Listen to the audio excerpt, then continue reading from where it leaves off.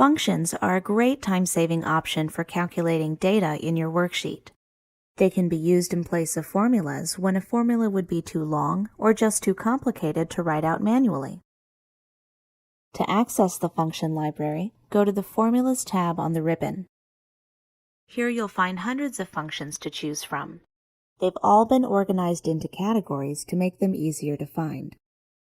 For example, under Financial, you'll find functions that deal with things like interest and monthly payments.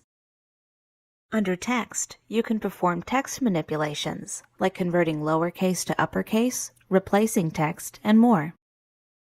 Date and Time includes functions that return the current date, time, day of the week, and other useful data.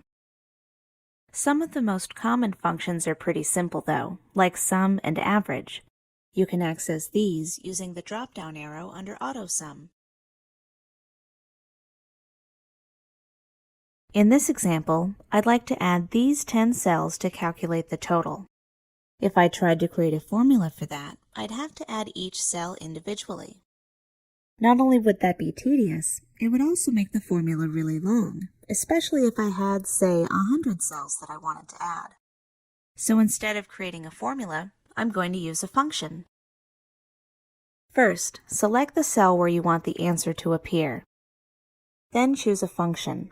In our case, we'll open the AutoSum menu, and then choose Sum. Now Excel has inserted the function and also selected the cells that are being added together. If it selects the wrong cells, you can always change that by dragging the corner handles here. When you're done, press Enter on your keyboard, and the answer will appear. Let's look at this function in a little more detail. Just like formulas, functions always start with an equal sign. But you may have noticed that there are no mathematical operators, such as addition or subtraction, like you would normally see in a formula. Instead, functions use a specific syntax that includes the name of the function, followed by one or more arguments in parentheses. The arguments tell the function which cells or numbers to use when calculating the result.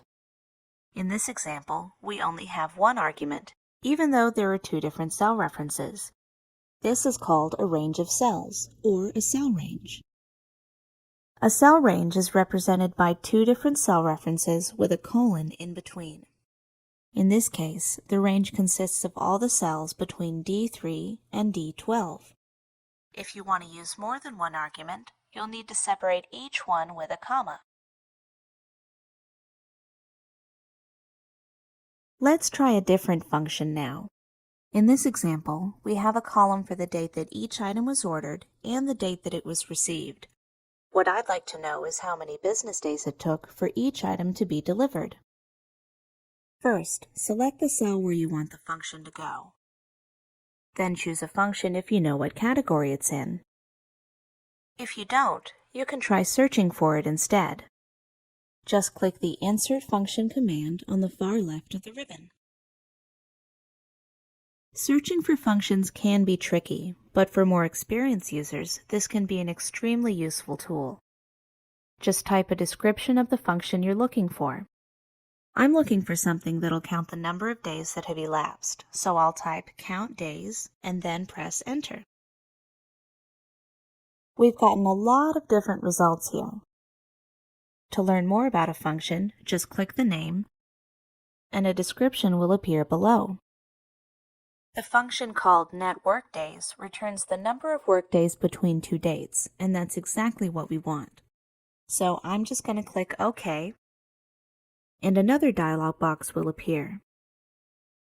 There will be separate fields for each argument in the function. This function has up to 3 arguments: start date, end date, and holidays. When you click a field, you'll see a description of it below. And if you need more help, you can click the link that says Help on this function. For the start date, I'm going to select cell E3. And for the end date, I'll select F3. We know the holidays argument is optional because it's not in bold, so I'm going to leave that one blank. Before you continue, you can check the result of the function here. When you're ready, click OK, and the function will be added to the worksheet. Just like with formulas, you can copy the function using the fill handle here. And now we can see the number of business days it took for each item to be delivered. If you've never used functions before, the syntax may seem a little strange at first.